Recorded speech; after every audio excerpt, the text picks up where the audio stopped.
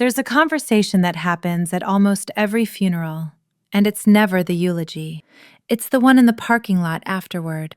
Two siblings standing by a car, one of them holding a Tupperware container somebody's aunt pressed into their hands, and one of them says something like, "I should have called him more," and the other one nods, and they both stand there a minute, and then they drive home and do exactly what they were doing before. I think about that a lot. Not because those people are bad, they're not. They're just human. But there's something in that parking lot moment that tells you almost everything about family regret. It arrives with total clarity, and then life closes back over it like water over a stone. Here's what I want to talk about, and I'm going to be honest with you.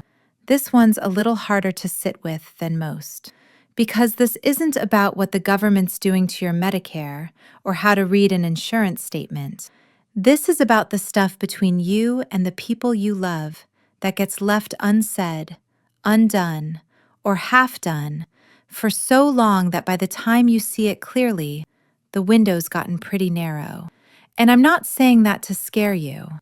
I'm saying it because I keep hearing the same handful of regrets from people who are 70, 75, 80, and almost none of them are what you'd expect. Nobody's saying, "I wish I'd taken more vacations." Nobody's saying, "I wish I'd bought that boat." The regrets that sit heaviest are almost always about family, and they're almost always about things the person could have done differently but didn't, not because they were cruel, but because they were busy, or proud, or scared, or just convinced they had more time. So let me walk you through them. Not to make you feel guilty. Guilt is useless at this point. But because if you're in your 50s or 60s right now, you're standing in exactly the spot where most of these regrets are still fixable. And I'd rather you heard this from me over coffee than figured it out in a parking lot holding someone's leftover casserole. The first one's the big one, and it's deceptively simple. People regret not saying the thing they actually meant. Not the Hallmark version.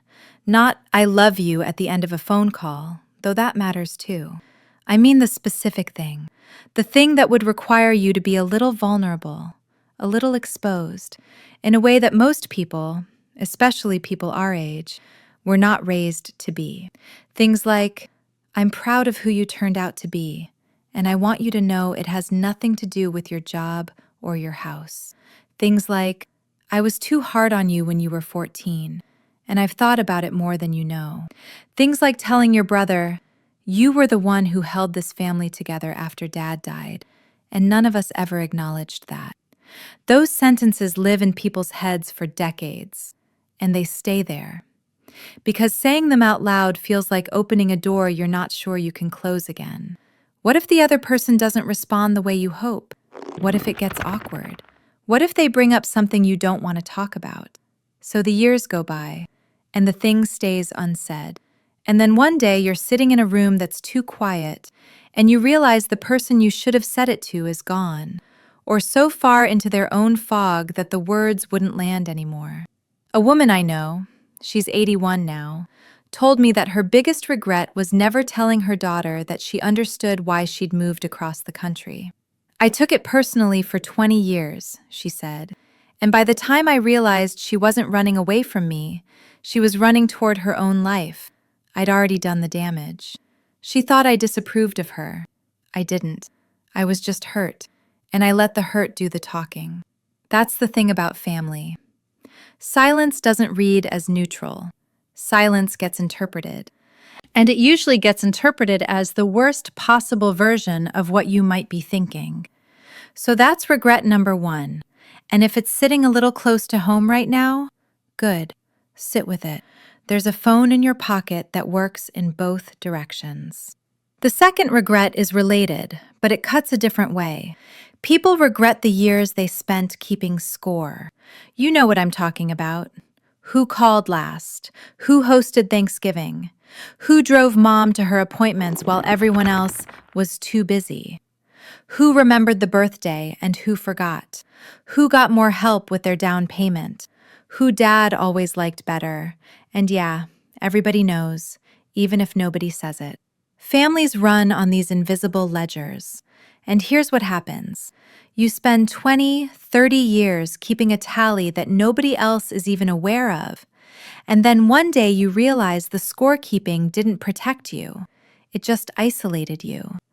You were so busy tracking who owed what to whom that you missed the actual relationship sitting right there in front of you.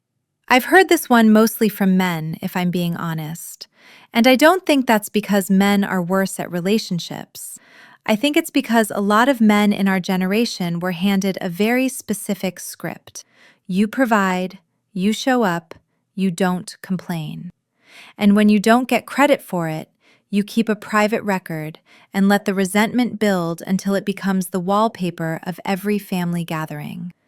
And by 70, the ledger's so long and so detailed that you can't even see the people anymore. You just see the debts. The painful part? Most of the time, the other person has no idea. Your sister doesn't know you've been carrying a grudge since 1994 about the way she handled your mother's estate.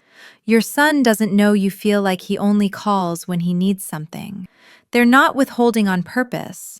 They're just living their lives, same as you, and the story you've been telling yourself about what it all means. That story was written by you, in a room by yourself, with no fact-checking. Letting go of the ledger isn't about being a pushover. It's about asking yourself a very specific question. Would I rather be right, or would I rather have my family back? Because by 70, you can't usually have both. The third one surprises people, because it doesn't sound like a regret at first. It sounds like a virtue. People regret putting their marriage on autopilot. Not ruining it, not some dramatic betrayal, just letting it go flat, letting it become logistics.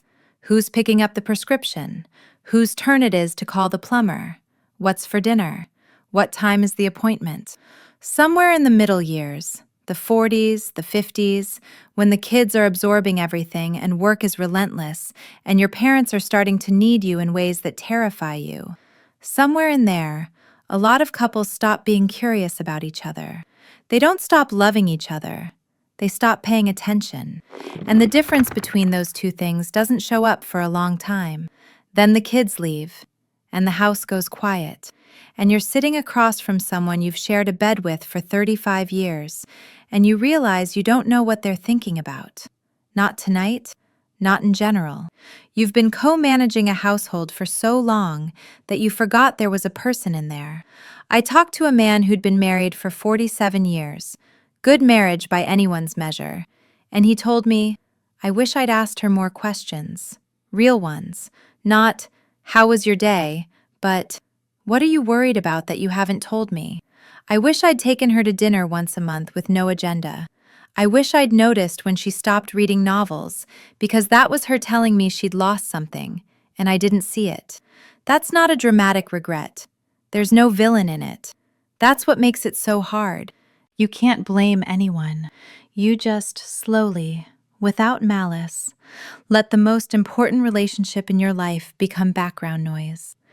And if you're in your 50s or 60s, and you're reading this and thinking, that sounds kind of familiar, this is the easiest one on the list to start fixing. Tonight. Not with a grand gesture, just with a real question over dinner that you actually wait to hear the answer to. Here's the fourth one, and this is the one that tends to come with tears. People regret not making more of an effort with their grandchildren, or, and this is the sharper version, they regret letting a conflict with their adult child get in the way of knowing their grandchildren at all. This is happening more than people talk about. A disagreement about politics or parenting, or a marriage they didn't approve of, or something that was said at Christmas 3 years ago that metastasized in the silence that followed. And now there's a 7-year-old somewhere who barely knows your name. And the thing about grandchildren is that the window is so short. They're small, and then they're not. They want to sit on your lap and hear about the time you saw a bear while camping. And then one day they've got earbuds in and a life of their own. And that window where you could have been woven into their story has closed. The people I've talked to who've lost that, who've let a rift with their son or daughter-in-law cut them off from their grandkids, every single one of them says the same thing. I was right about the argument, and I'd give anything to have been wrong instead, if it meant I got to know those kids. Being right is expensive. At 70, you start to see exactly how expensive. The fifth regret is one that nobody talks about because it makes people uncomfortable, and I'm going to talk about it anyway. People regret not repairing things with their siblings while both of them were still sharp enough to do it. Here's what I mean. You and your brother had a falling out 15 years ago. Something about the way your parents' care was handled, or money, or his wife said something, or you said something, or honestly, at this point, neither of you remembers exactly how it started, but you both remember how it felt. So you stopped talking. Or you talk, but it's surface level, Christmas card level, nothing that matters level, and you both figured there'd be time. There's always time with a sibling, right? They're the one relationship that's supposed to last the whole length of your life. Except here's what happens. Somebody gets a diagnosis, or somebody's spouse dies and they start slipping, or somebody just gets old in a way that makes the phone feel heavy and the drive feel long. And by the time you think, I should really fix this, the person on the other end isn't quite the person you need to fix it with anymore. They're tired, or confused, or gone, and you're left having the conversation in your own head, which is the loneliest kind of conversation there is. A 2015 study out of Cornell, the Legacy Project, run by Carl Pillemer, interviewed over 1,000 Americans over 65 about their biggest life regrets. Family rifts were at the top, not career mistakes, not financial ones. The thing that haunted people most was the relationship they let go cold because they were too stubborn or too scared to pick up the phone. And the word that came up most often in those interviews? Waste. What a waste. Not anger, not blame, just that flat, exhausted recognition that something precious got spent on nothing. So, let me say something direct, and you can do with it what you want. If there's someone in your family you've been meaning to call, not because a holiday's coming, not because someone's sick, just because the silence has gone on long enough and you know it, call them this week. Not next month, not when you find the right words. The right words don't exist. The call is the thing. The willingness to be a little awkward, a little exposed, a little unsure of how it'll go. That is the whole gesture. The words will come or they won't, and either way you'll have broken the silence, which is the only part that actually matters. You don't need a script. You need 10 seconds of courage and a phone that still makes calls. Now, there's one more regret, and it's the one I almost didn't include because it's going to land different depending on who you are. But I keep hearing it, so I'm going to say it. People regret not letting their family take care of them. I know, that sounds backwards. We spend our whole lives taking care of everyone else, and the regret is supposed to be that we didn't do more of it, right? But that's not what people say. What people say, especially people who prided themselves on being independent, being the strong one, being the person everyone else leaned on, what they say is, I wish I'd let them in. I wish I'd told my daughter I was scared before the surgery instead of pretending I was fine. I wish I'd let my son drive me to the appointment instead of insisting I could do it myself. I wish I'd said yes when they offered to come stay for a week after my wife died, instead of saying, I'm okay, don't worry about me. Because here's what nobody tells you about being the strong one. It robs the people around you of the chance to love you back. And they want to. They're clumsy about it sometimes, sure. Your adult kid might send you an article about sleep habits instead of just saying, I'm worried about you, Mom, because they inherited your exact inability to say the direct thing. But the impulse is there. And when you wall it off, when you insist on being fine, always fine, handling it, don't worry, you're not protecting them. You're keeping them at arm's length, and they feel it. The hardest thing for most people over 50 isn't asking for help with a task. It's admitting to the people they love that they're not invincible, that they're lonely sometimes, that the house is too quiet, that they're afraid of what's coming. That kind of honesty is terrifying. It's also, according to almost every person I've heard from who's past 70, the thing that would have changed everything. So let me bring this back around.